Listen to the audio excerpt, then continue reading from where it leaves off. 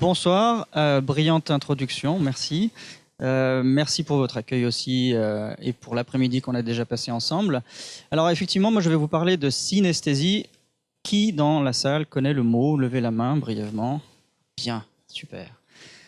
Alors vous connaissez le mot, vous connaissez le concept, on va pouvoir avancer un petit peu plus rapidement peut-être. Alors l'intitulé de ma conférence, mon intervention, ce sera la programmation dans tous les sens. J'ai essayé de l'adapter à des disciplines que moi je ne connais pas mais que vous connaissez très bien. Alors, la synesthésie, sa définition compliquée, c'est lorsque le travail commun de différentes modalités d'intégration et d'interprétation du réel se montre à la conscience. Ça, c'est la définition compliquée. La définition plus simple qu'on a l'habitude d'entendre, c'est quand les sens se croisent ou quand les sens se croisent avec des idées, des concepts ou des symboles, etc. Et que tout ça, ça se mélange. On dit que ça se mélange, c'est pas vrai que ça se mélange, mais on dit que ça travaille ensemble. Alors des synesthésies, il y en a plein. On les calcule, enfin on dit qu'il y a entre 60 et 100, plus de 100 synesthésies répertoriées. Je vais parler des principales. Ici, vous avez une synesthésie graphème, chiffres. Alors graphème, les lettres, et puis les chiffres en particulier aussi, qui correspondent à des couleurs. Alors ça veut dire que quand une personne va penser à une lettre ou à un chiffre, automatiquement et systématiquement, la lettre ou le chiffre vont être associés à une couleur, toujours la même couleur, et cette association aura été aussi ancienne que la personne se souviendra de connaître les chiffres et les lettres. Et c'est un processus qui est totalement involontaire, irrépressible, c'est comme ça s'impose à soi, ça s'impose à la conscience, et le sujet n'a pas le choix. Là, vous avez une représentation un petit peu plus élaborée. C'est une suite de chiffres, la suite des chiffres qu'on connaît tous. Et vous voyez que chez certaines personnes qui ont ces couleurs associées aux suites de chiffres, il y a une forme qui se déploie dans l'espace. En effet, les synesthésies ne sont pas que mentales ou que elles ne fonctionnent pas à l'intérieur de l'esprit, si vous voulez. Enfin, si, mais elles se projettent parfois. On dit qu'elles se projettent dans l'espace extra-personnel. Donc, certaines personnes peuvent avoir des synesthésies en quelque sorte en 3 dimensions. Ça veut dire que le cerveau crée une forme et la projette, parfois devant, alors plus ou moins intérieurement, mais parfois vraiment dans l'espace extra-personnel. Et du coup, géométrise, spatialise les informations en même temps qu'elle les associe à des couleurs ou des textures. On verra qu'il y a encore d'autres formes de synesthésie. Et vous voyez aussi que la logique est conservée, puisque là, vous avez des ensembles, des dizaines, qui sont de la même couleur. Donc il y a une forme de... Je souligne ça parce qu'il y a une forme de rationalité et de logique intrinsèque à la synesthésie. C'est complètement rationnel, la synesthésie. Alors vous voyez encore d'autres tentatives de retranscription du vécu intérieur de la synesthésie. Il faut s'imaginer qu'une personne qui a ces suites de chiffres colorés a vraiment ça devant elle et qu'elle est alors je peux en témoigner puisque c'est mon cas aussi. Quand on essaye de retranscrire ça sur un papier en 2 dimensions, c'est extrêmement frustrant parce qu'on ne peut pas retranscrire toute l'information de la spatialité. Une synesthésie étonnante encore. Certaines personnes perçoivent le temps. Alors, ce qu'on a l'habitude de voir comme un calendrier à double entrée, enfin voilà, le calendrier traditionnel qu'on connaît, ces personnes-là, ce qui est mon cas aussi, voient le temps sous forme alors, de ruban, par exemple, ou de forme torique, comme celle-ci, que vous voyez ici, un cercle, et qui peut très bien se placer autour de la personne. C'est-à-dire qu'en pensant au temps, la personne va voir le temps se placer autour d'elle. Et bien sûr, les couleurs sont associées à chaque mois de l'année ou chaque jour de la semaine, etc.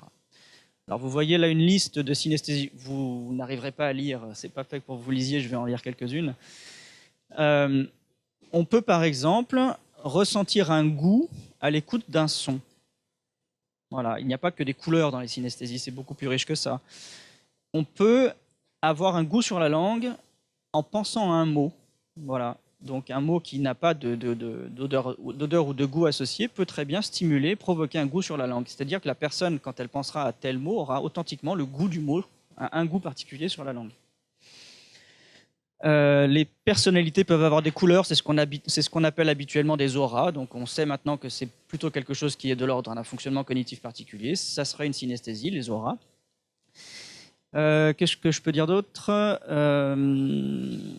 Voilà, les goûts peuvent aussi donner des couleurs. Enfin, voilà, on peut ressentir un parfum ou un goût qui va générer une couleur.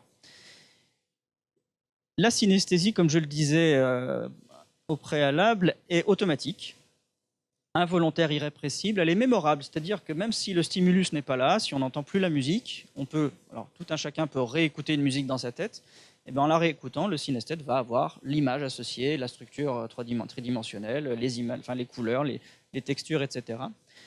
Point très important que je souligne là, ça n'est pas pathologique du tout. Ça a été bien vérifié, bien validé, c'est-à-dire que ça n'est pas associé à un profil particulier en général et a fortiori pas un profil pathologique. Idiosyncrasique, ça veut dire que lorsqu'une personne, par exemple, synesthète, va avoir un 5 rouge, c'est son 5 rouge, mais une autre personne synesthète aura une autre couleur pour son 5. Donc les correspondances sont propres à chacun. Et il peut y avoir des chevauchements. Effectivement, le 0 et le 1 sont plus souvent blancs ou translucides dans la population des synesthètes, mais le 0 peut très bien être rose chez quelqu'un d'autre. Voilà. Et donc elle est stable et elle est souvent, peut-être même toujours en 3 dimensions. C'est des choses qui sont à explorer. Alors là, vous avez une représentation des premières décimales du nombre pi qui est donné par Daniel Tammet. Daniel Tammet a réussi à mémoriser, alors il n'a pas le record du monde, mais il a quand même réussi à mémoriser 22 514 décimales du nombre pi, qu'il a récité pendant 4 ou 5 heures. Et alors, ce qui est important à noter, c'est qu'il n'a pas récité une suite de chiffres. Pour lui, ça n'est pas une suite de chiffres, c'est un paysage de couleurs. Donc lui, quand il voyage dans le nombre pi, il ne voyage pas dans quelque chose de noir sur blanc, séquentiel, comme on a l'habitude de voir les suites de chiffres. Lui, il voyage dans un ensemble, un paysage abstrait, vraiment totalement abstrait, avec des objets à des endroits et d'autres à d'autres endroits, des couleurs et des textures différentes, peut-être des mouvements. Et quand les chiffres se placent les uns à côté des autres, des formes d'association de formes, enfin d'entremêlement. Et lui, il va mentalement se promener là-dedans, et les chiffres vont réapparaître, et il les récite ensuite. Alors pourquoi je parle de cette performance? C'est parce qu'elle va introduire le concept d'euresthésie, qui est un concept que je propose. Alors on va revenir, je vais rester sur la synesthésie encore pour donner une analogie qui va peut-être vous parler un peu plus. La synesthésie, c'est une forme de langage du corps, mais c'est un petit peu comme serait le langage informatique pour le hardware. Je m'explique. Quand vous regardez votre écran et que vous avez une icône, vous savez que cette icône correspond à différentes couches de programmation qui permettent de communiquer entre le clic et la machine derrière. Eh bien, un synesthète, c'est quelqu'un qui voit le monde un peu il voit exactement le monde comme tout un chacun, mais il voit d'autres couches du fonctionnement de son corps et de son esprit qui ne sont pas données au préalable. C'est-à-dire que vous, quand vous regardez votre écran, vous n'avez pas les lignes de code derrière. Un non-synesthète voit le monde comme tout le monde et n'a pas le fonctionnement, enfin les langages inférieurs ou les langages des strates inférieures. Et un synesthète, c'est quelqu'un qui verrait. Un synesthète, c'est comme si un programmeur verrait à la fois les icônes et le langage HTML ou le langage PHP, enfin j'y connais pas grand-chose, les langages qui servent à faire fonctionner la machine. Alors essayez de vous projeter sur votre smartphone quand vous le regardez ou sur votre écran.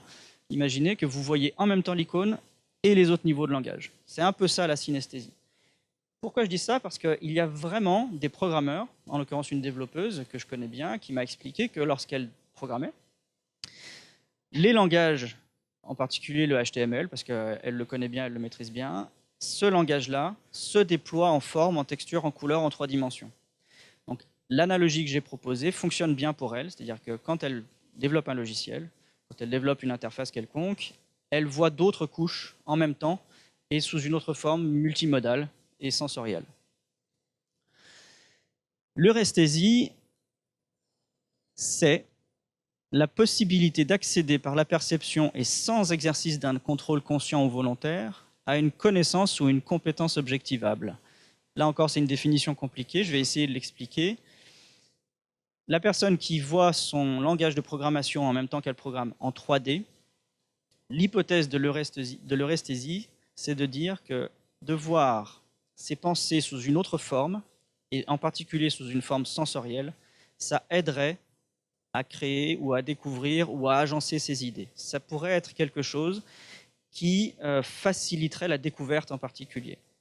Alors, ça n'est pas un concept sorti du chapeau, ça n'est pas un truc un petit peu hérité d'une science paranormale qui dirait qu'on aurait des talents magiques comme ça qui apparaîtraient. Pas du tout, c'est quelque chose qui s'appuie sur les modèles bayésiens de la perception-cognition. Alors, bayésien, qui connaît les modèles bayésiens? Super.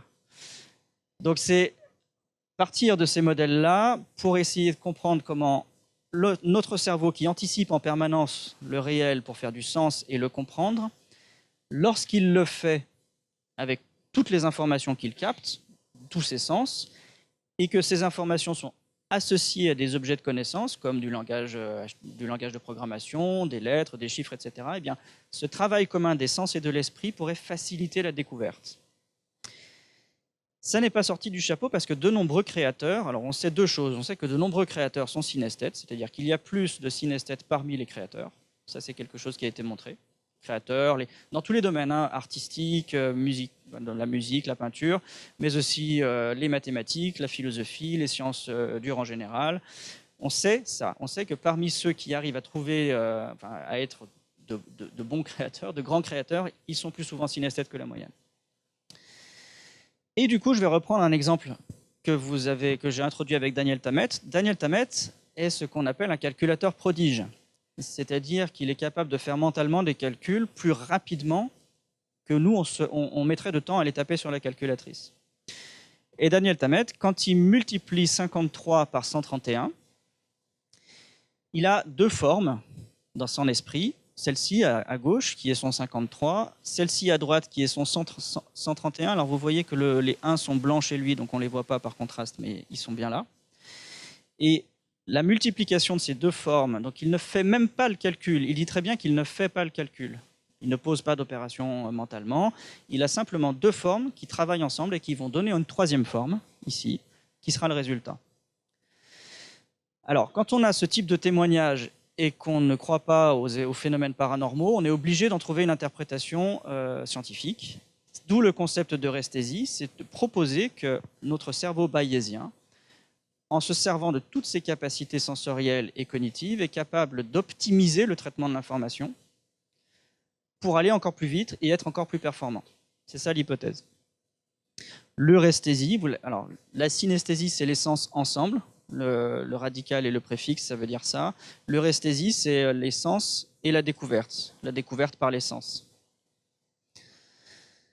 Aimé Michel, je vais vous le lire, c'est un peu petit peut-être. Aimé Michel, c'était un autre calculateur prodige et il expliquait ses capacités extraordinaires en disant ceci. Il disait qu'il avait une disposition mentale de type spatial où les nombres seraient les éléments d'un réseau à liaison multiple et où réseau et liaison auraient permis une sorte de conscience immédiate de tous les rapports relatifs possibles. Voilà comment, plus ou moins laborieusement, un calculateur prodige peut essayer d'expliquer son euresthésie, c'est-à-dire que spontanément, une pensée se mettrait en réseau grâce aux représentations d'ordre synesthésique que le cerveau générerait. Poincaré, on sait qu'il était synesthète, il y a des témoignages qui sont très clairs et des écrits de lui qui montrent qu'il associait les chiffres, en particulier avec les couleurs. Au moins les symboles, à préciser, mais il avait vraiment des choses qui étaient typiquement multimodales. Il a d'ailleurs fait un écrit sur la création mathématique, la découverte mathématique, où la multimodalité est omniprésente. Et lui dit très bien aussi, ce qu'il voit, c'est que les sensations qui correspondent à des mouvements de même direction sont liées dans son esprit par une simple association d'idées. C'est à cette association que se ramène ce que nous appelons le sentiment de direction. Et on ne saurait donc retrouver ce sentiment dans une sensation unique. Voilà. C'est-à-dire que quand il essayait de trouver des résultats à ces équations, il n'y avait rien de, on va dire, monomodal. Tout était multimodal, entremêlé d'informations sensorielles et motrices. Alors voilà, du coup, je ne sais pas si je suis dans les temps, mais je conclus. Voilà, je conclus juste par une information qui va prolonger ton introduction, qui me tient à cœur, c'est que on vit dans une période troublée avec une planète dans un état assez désastreux et une partie de mon travail essaye de comprendre justement comment notre esprit est né quelque part de cette relation particulière à l'environnement. Donc moi je développe une théorie écologique de l'esprit, j'essaye de comprendre d'où on vient à partir du critère écologique. Et je voulais juste souligner que par la synesthésie, l'euresthésie et puis le travail que vous faites, d'essayer de comprendre la nature humaine dans ses fonctionnements profonds, alors c'est pas qu'on peut, c'est qu'on devra demain, tout ce qu'on fera à partir d'aujourd'hui et demain, y compris toute innovation, devront absolument ancrer toute réflexion et créativité dans la relation à l'environnement en passant par la sensibilité. Voilà, je vous remercie. On m'autorise à vous laisser une question.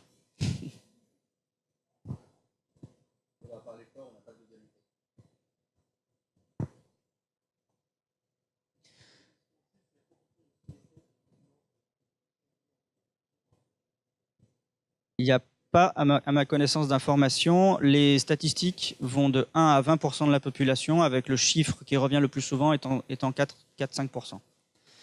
La richesse des synesthésies fait que potentiellement il y aurait plus de synesthètes qu'on arrive à le calculer, parce que souvent certaines ne sont pas, les personnes n'arrivent pas à comprendre qu'ils sont synesthètes. Ça, c'est une particularité, c'est qu'on ne devine pas qu'on est synesthète spontanément, parce que c'est quelque chose de très naturel, très voilà, on ne voit pas la différence. C'est complètement rationnel et logique, donc on ne sait pas que les autres ne voient pas la musique, par exemple. Donc c'est peut-être un peu sous-estimé, 4%, ça monterait peut-être jusqu'à 20%. Et pour l'évolution des statistiques, on ne sait pas. Voilà, je vous remercie. Une question, il paraît, pour l'instant. Une deuxième, alors? Ouais. Très bonne question. Il y a une ou deux études qui ont montré qu'on pouvait créer une synesthésie en quelque sorte artificielle en faisant lire et lire et lire des textes qui ont des lettres colorées. Donc des étudiants ont été payés pour faire ça pendant de longues semaines, et il semblerait qu'au final, ils aient été testés et que leur temps de réponse à des stimuli aurait trahi une forme de synesthésie aussi chez eux, une forme de synesthésie acquise. Mais on ne sait pas si c'est exactement une synesthésie de même type qu'une synesthésie déjà présente. Après, au cours de la vie, on peut avoir des synesthésies, tout un chacun peut avoir des synesthésies, suite à un traumatisme psychologique ou un traumatisme crânien. Mais là, dans les deux cas, on ne sait pas pourquoi, ça arrive du jour au lendemain. Tout un chacun peut avoir, alors pas tout le monde, mais il peut apparaître des synesthésies chez tout un chacun par l'hypnose, peut-être parfois par la méditation. On sait que tous les moments où on lâche prise, alors les moments de lâcher prise sont nombreux, ça va de la prise de substances psychotropes au plaisir sexuel. Donc voilà tout le spectre des hallucinations hypnagogiques, ces moments de grande fatigue, quand on est un petit peu en état d'ébriété, etc. Tous ces moments où le cerveau lâche prise peuvent faire apparaître des synesthésies. Voilà.